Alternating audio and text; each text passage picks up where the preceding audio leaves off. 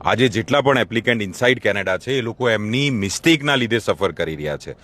કોણે કીધેલું કે તમે સ્ટડી પરમિટની એપ્લિકેશનમાં તમારો ઇન્ડિયાનો વર્ક એક્સપિરિયન્સ કે ફોરેન એક્સપિરિયન્સ હાઇડ કરો? કોણે કીધેલું તમને કે તમારી એજ્યુકેશન તમે રિમૂવ કરો because you are over qualified? કોણે કીધેલું તમને ઇન્ડિયાથી કેનેડા જવા માટે ક્લોઝ વર્ક પરમિટ પર, જ્યાં તમને ખબર હતી કે તમારું ખાલી ને ખાલી પે રોલ ચાલવાનું છે, એકચ્યુઅલ જોબ નથી મળવાની?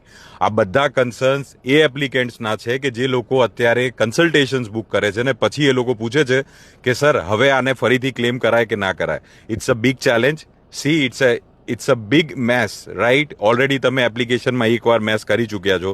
સેકન્ડ વાર જ્યારે પણ ઇમિગ્રેશન એપ્લિકેશન કરતા હો, કે ફોર એવરીવન જે લોકો ઇમિગ્રેશનની એપ્લિકેશન કરી છે કે આગળ કરવાના છે, please make sure you choose an authorised licensed immigration consultant or you choose an immigration lawyer who can help you in your Canadian immigration journey. અત્યારે સફર કર્યું છે, આગળ સફર ના કરવું પડે એની માટે રાઇટ પીસ ઓફ એડવાઇસ લઈને ચાલો.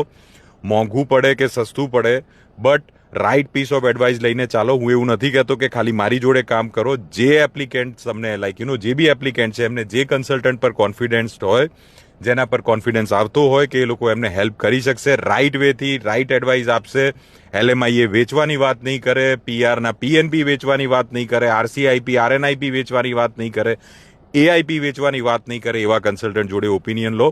નહીં તો શું થશે, જો એ લોકો એ વેચતા હશે તો તમને એ જ પકડાવાના છે, રાઈટ? આપણે અહીંયા શોપિંગ કરવા જઈએ, દુકાનમાં જઈએ તો કપડાના સ્ટોરમાં તમને કરિયાણું નહીં મળે. સો જે માણસ જે વેચતું હશે એ માણસ એ જ આપશે. સો સ્ટ્રેટેજાઇઝ યોર ઇમિગ્રેશન ગોલ્સ, અને આગળ ફ્યુચરમાં સફર ના કરવું પડે એની માટે રાઇટ પીસ ઓફ એડવાઇસ લઈને આગળ ચાલો. આ વિડીયો એ બધા લોકોને મોકલો જે લોકો ઇનસાઇડ કેનેડા છે કાં પછી આઉટસાઇડ કેનેડા છે ને કેનેડા જવા માંગે છે, on PR, on work permit or on study permit. Thank you so much.